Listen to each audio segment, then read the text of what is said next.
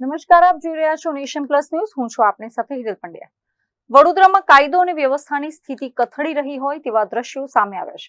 વડોદરાના જાંબુઆ બાયપાસ પાસે આવેલી દુકાનોમાં કેટલાક માથાભારે શખ્સોએ આતંક મચાવ્યો હતો.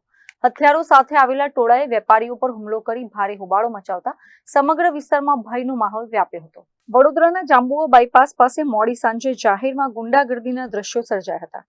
અહીં આવેલી દુકાનોમાં કેટલાક અસામાજિક તત્વોએ ઘૂસીને સામાન્ય બાબતમાં પહેલા મારામારી કરી હતી. આટલેથી જ તેઓ ન અટક્યા. આ શખ્સોએ ફોન કરીને હથિયારો સાથે અન્ય કેટલાક માણસોને પણ સ્થળ પર બોલાવી લીધા હતા. તીક્ષ્ણ હથિયારો સાથે આવેલા આ ટોળાએ ફરી એકવાર દુકાનો પર હુમલો કરી તોડફોડ શરૂ કરી હતી અને ભારે હોબાળો મચાવ્યો હતો. અચાનક બનેલી આ ઘટનાથી સ્થાનિક વેપારીઓ અને રહીશોના જીવ તાળવે ચોંટી ગયા હતા.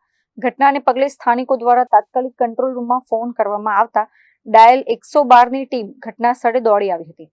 જોકે આ મામલે સ્થાનિકોએ પોલીસ પર ખૂબ જ ગંભીર આક્ષેપ કર્યા છે.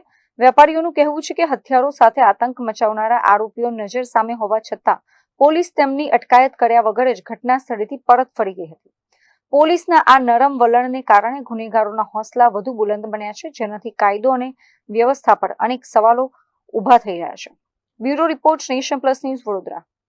સમાચારોના સતત અપડેટ મેળવવા માટે અમારી નેશન પ્લસ ન્યૂઝની યુટ્યુબ ચેનલને સબસ્ક્રાઇબ કરો, બેલ આઇકન દબાવો અને જોડાયેલા રહો ફેસબુક, ઇન્સ્ટાગ્રામ અને ટ્વિટર પર.